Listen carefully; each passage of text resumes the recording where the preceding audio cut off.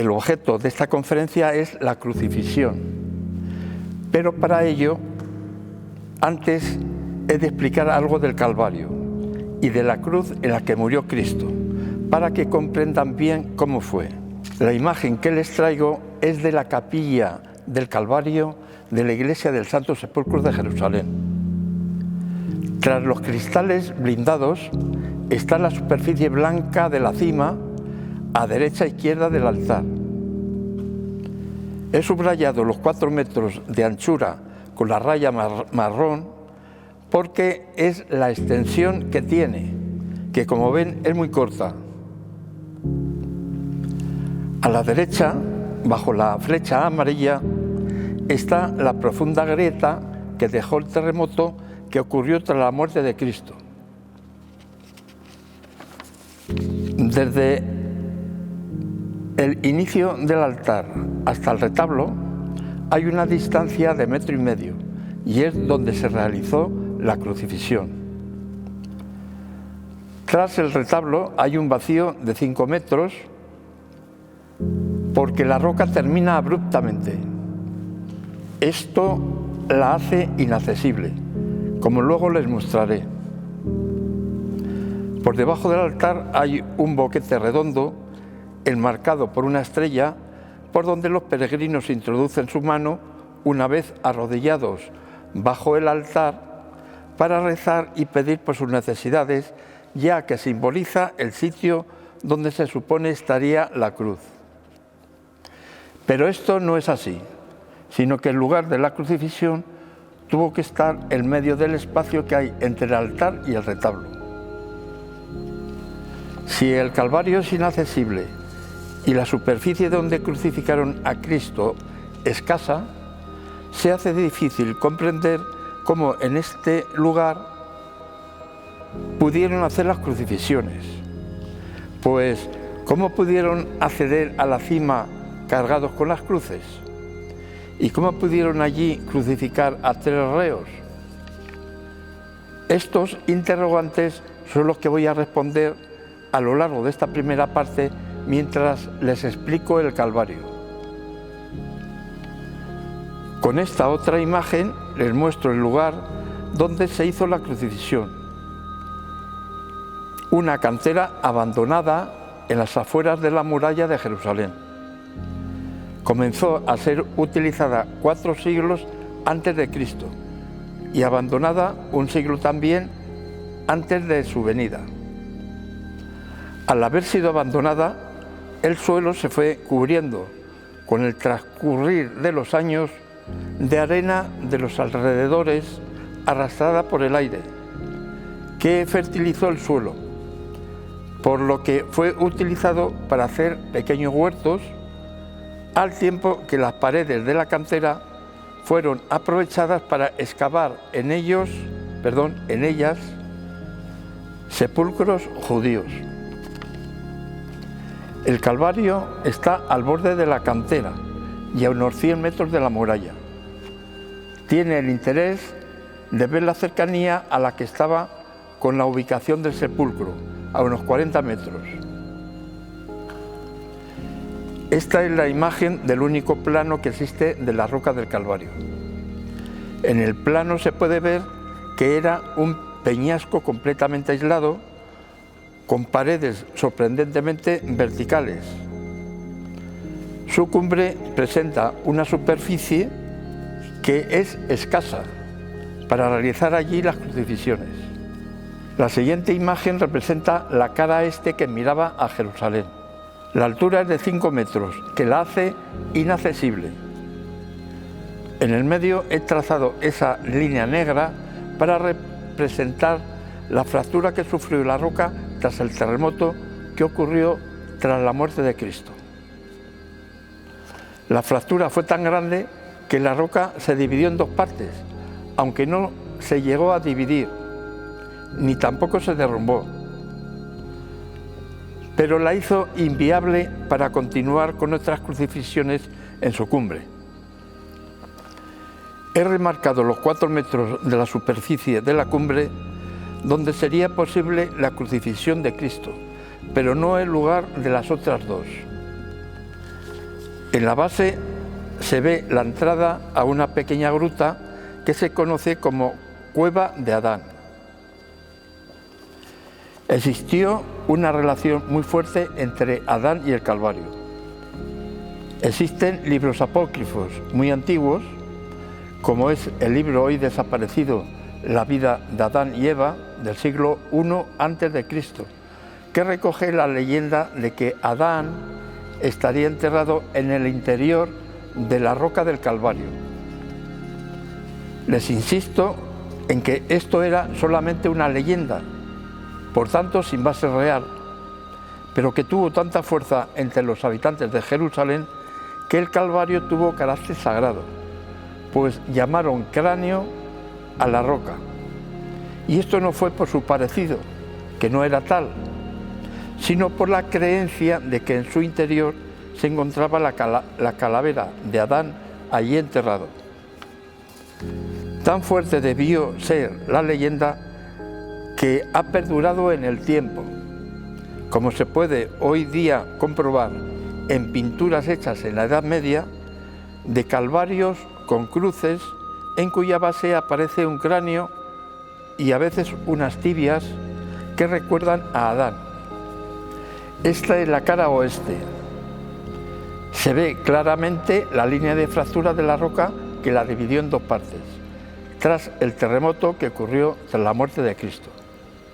Cara norte. Este borde es muy importante para que se den cuenta de lo estrecha que era esta roca y la dificultad que muestra para acceder a su cima. Esta se muestra claramente insuficiente para poder explicar cómo pudieron crucificar allí a 3 reos. Como han podido ver a lo largo de mi exposición, la roca del Calvario era inaccesible y con una cumbre inapropiada para crucificar a nadie, por falta de espacio. Sin embargo, allí se hizo lo que dice el Evangelio, y por tanto, si falta espacio, habría que estudiar cómo debió ser este. Para conseguirlo hay que conocer el número de personas que participaron en las crucifixiones, pues de saberlo es fácil dar con la extensión que tuvo aquel espacio. Si leemos los 4 evangelios y anotamos los personajes que salen, incluso los que deberían estar allí, aunque no sean citados, veremos que salen 26 personajes, incluyendo los 3 ejecutados. Si adjudicamos 1 metro cuadrado por persona, que incluye el volumen de su persona más el espacio mínimo vital, nos da un espacio donde se realizaron las 3 crucifixiones de 26 metros cuadrados. Esta sería la superficie que debió tener el lugar de las crucifixiones y las personas que intervinieron en ellas. En esta maqueta que les muestro, ven esta superficie y las personas que han intervenido. Recapitulando esta primera parte, se puede concluir que a Jesucristo lo crucificaron en la cima del Calvario, tal como lo muestro en la maqueta. Por detrás de la cruz, la roca terminaba abruptamente en un vacío de 10 metros. Y por ello, tanto por detrás de dicha cruz como por los lados de la cresta no habría nadie, por el riesgo de precipitarse en el vacío. Y termino esta primera parte dedicada al Calvario con una hipótesis para poder explicar la crucifixión. Por delante de la cruz de Cristo tuvo que haber existido una plataforma de al menos 25 metros cuadrados de extensión. El acceso tuvo que ser una escalera de 5 metros de ancho. Estos 5 metros son así porque los reos tenían que acceder a la cima con los brazos en cruz y sobre ellos con un madero patíbulo atado con una larga cuerda a sus brazos. Como subirían cansados y con el peso de los maderos, los reos subirían bamboleándose, por lo que la anchura de la escalera debería haber tenido al menos 2 metros de ancho.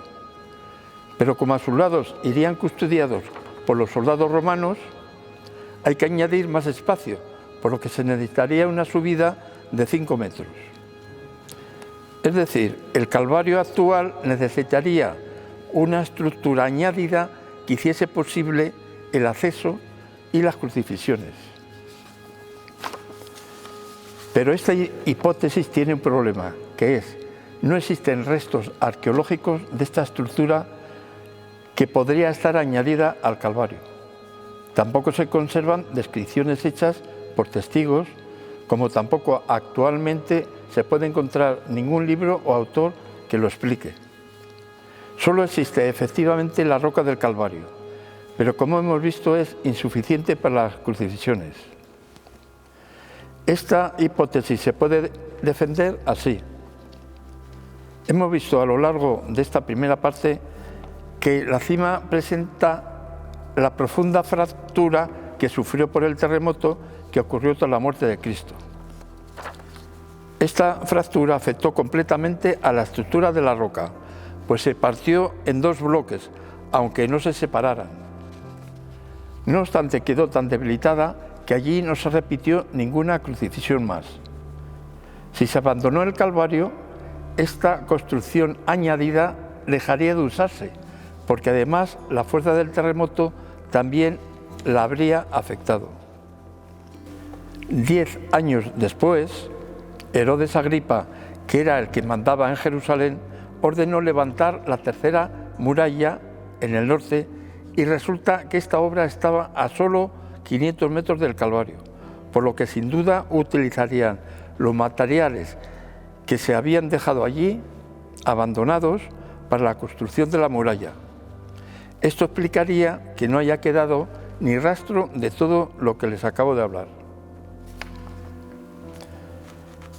Y nos metemos en la segunda parte y vamos con esto a dar un paso más para entender la crucifixión. ¿Cómo sería la cruz de Cristo? Tenemos suerte porque hace pocos años los arqueólogos que trabajaban en el Calvario descubrieron esta pieza de piedra caliza que es un anillo tallado en roca que, aunque le falta un pequeño trozo, aseguran que perteneció al sistema empleado para mantener erguida la cruz. Fue encontrado en la cima del Calvario. Tiene un diámetro de interior de 11,5 centímetros, que nos dice que el madero que se incrustó en el anillo tuvo que ser redondo. Por tanto, el madero vertical de la cruz de Cristo tuvo que ser redondo y de un diámetro inferior a esos 11 centímetros. Le muestro un apunte de la cima del Calvario, donde se ve a la derecha la grieta del terremoto que lo autentifica. A su izquierda he dibujado ese círculo amarillo de 1,5 metros de diámetro, que es la anchura que tiene la cima donde presumiblemente estuvo plantada la cruz. Podemos apreciar que no existe señal o rastro de que en la zona se haya abierto ningún boquete u hoyo para enterrar el anillo. El pequeño orificio que se ve en medio del altar está por fuera de la masa rocosa. Es un cilindro que se dispuso allí por los griegos ortodoxos, simbolizando el lugar de colocación del poste vertical de la cruz de Cristo, con el fin de que los peregrinos pudieran materializar sus plegarias. Si no se hizo ningún boquete para enterrar el anillo que hemos visto anteriormente, para poder mantener erguida la cruz, nos podemos entonces preguntar, ¿y cómo lo hicieron? Para responder a esta pregunta nos vamos al siglo IV, a la iglesia de Roma de esta época, la Basílica de Santa Pudenciana, donde existe una pintura de un Calvario muy antiguo, con una cruz en lo alto, que tal vez sea la única imagen que existe del Calvario. De ahí la importancia. Vamos a fijarnos en la base de la cruz. Muestra que el sistema que se empleó para asegurarlo en lo alto del Calvario no fue haciendo un boquete en el suelo, sino utilizando una peana. Para ver cómo fue esta, nos vamos a ir esta vez al siglo VII, al Museo de la Catedral de Monza, en Italia, donde se conservan unos recipientes traídos de Tierra Santa durante este siglo, conocidos como ampollas de Monza, que son pequeños envases metálicos que contenían aceite sagrado de las lámparas del templo del Santo Sepulcro que los peregrinos traían a su casa de regreso de la peregrinación. La importancia es arqueológica porque en su exterior se encuentran dibujos de una cruz en lo alto de una peana. Del mismo siglo VII es esta moneda de oro que el emperador de Constantinopla, Heraclio, mandó acuñar para conmemorar un hecho histórico muy importante ocurrido en Tierra Santa a comienzos de dicho siglo, en que el mismo Heraclio derrotó a los persas que habían incendiado Jerusalén y sustraído el santo madero de la cruz. Este emperador lo restituyó en el Calvario y quiso conmemorarlo con dicha moneda. En ella se ve la misma imagen que la que se ven en las ampollas de Monza, una cruz sobre una peana. En otra de las ampollas de Monza se ve mostrada en la imagen de la derecha que la peana estaba formada por 4 escalones circulares. Yo lo he interpretado en maqueta tal como lo presento en la imagen izquierda. Sobre la cima del Calvario, de color blanco, y a la izquierda de la grieta del terremoto, he situado la peana tal como interpreto que los romanos la realizaron, quizás utilizando hormigón directamente sobre la superficie para que se adaptara lo mejor posible a ella. Concluyo esta parte de la peana para mostrarles el sistema empleado para plantar la cruz en lo alto sin ningún boquete. Abajo el Calvario, a continuación y arriba la peana de escalones circulares de hormigón. Arriba y en el medio el anillo de roca y dentro de este el palo redondo de la cruz, sujetado por un anillo de cuñas de madera. Y concluyo esta parte dedicada a la cruz explicando otro elemento importantísimo para completar este estudio y comprender la crucifixión cómo fue. Es el patíbulo o madero transversal de la cruz. Para ello vamos a ir a Roma, a la Basílica de la Santa Cruz. Esta fue la casa donde vivió Santa Elena, madre de Constantino, y la que descubrió las cruces. En su interior se conserva lo que ha quedado de la Pasión. Nos interesa la reliquia que está en la pared lateral izquierda, señalada con esa flecha blanca, que es uno de los maderos utilizados para crucificar a uno de los ladrones. Aunque no es el de Jesucristo, es válido para nuestro estudio, porque los 3 maderos serían semejantes. Lo he ampliado en el lado derecho para que vean en el medio ese orificio que señalo con la flecha amarilla, que supongo se hizo para pasar por él un grueso clavo que lo uniese al palo vertical. Vamos a estudiar su cara oculta, que es lo más interesante porque nos va a explicar cómo hicieron para elevar el cuerpo de Cristo en la cruz. En esta otra imagen les muestro mi interpretación de cómo tuvo que ser el patíbulo por su cara oculta. En el madero se ve que rodeando al agujero central había 2 cortes o escotaduras, una por arriba y otra por abajo. El porqué de estos cortes tal vez fuese para poder atar en ellos 2 cuerdas y así asegurar que estas ataduras no se moviesen hacia los lados en el momento de izar el madero, con un reo cuyas manos iban clavadas en sus extremos. El peso del cuerpo más el bamboleo de este al ser izado podría deslizar de sus sitios las ataduras y hacer fracasar la crucifixión. Y por fin concluyo esta segunda parte mostrando en esta nueva imagen el sistema que pienso se empleó para izar el cuerpo de Cristo a lo alto de la cruz. Los verdugos tirarían de las 2 cuerdas marcadas en azul que harían ascender el patíbulo por la tracción de las cuerdas que descienden de alguna polea puesta en lo alto del palo vertical que estaban atadas en las 2 escotaduras en medio del patíbulo. Es un modo parecido a cómo se hace para izar las velas en los barcos. Y por fin llegamos a la tercera y última parte,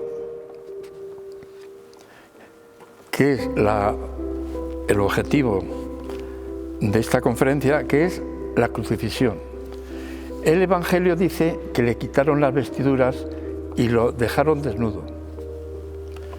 Esto supuso un terrible sufrimiento porque la ropa estaría pegada a las innumerables llagas de su cuerpo.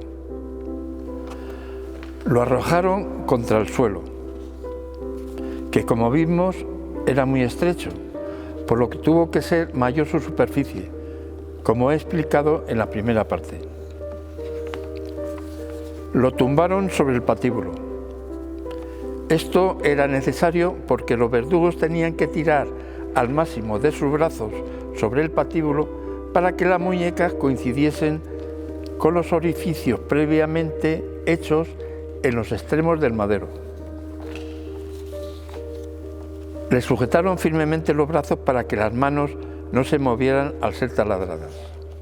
Un trabajo difícil para los verdugos porque los clavos debían coincidir con los orificios hechos en los extremos del madero, que estaban situados precisamente debajo de las manos, por lo que los verdugos no los podían ver al interponerse las manos. Por esta razón tenían que mantener inmóviles las manos del reo para poder acertar con el orificio con el menor número de martillazos. Hay una teoría de que ataron alguna cuerda en la muñeca para tirar de ella y aproximarla al orificio. El método explica también cómo señalaban el sitio preciso donde debían perforar la mano con la punta del clavo que estaría en la bisectriz del ángulo que forma la cuerda al salir del nudo.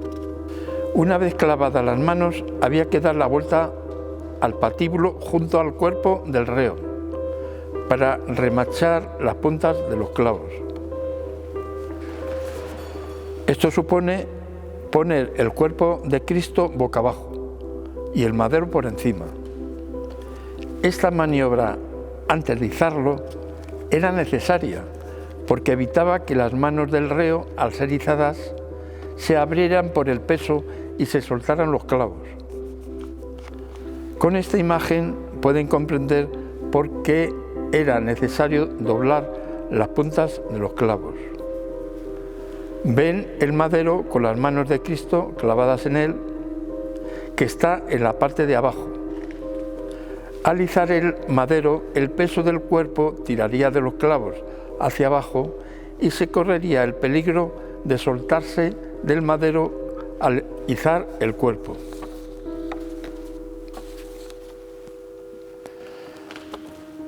Ahora muestro una sucesión de imágenes para mostrar cómo se hizo este giro del cuerpo acompañando al madero para que quedase boca abajo.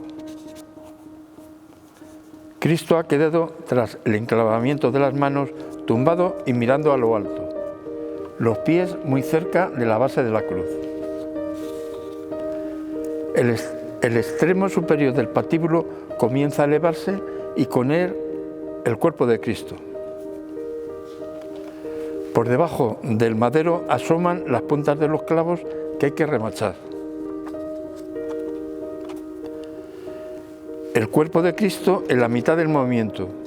Todo el peso pende de la mano de arriba.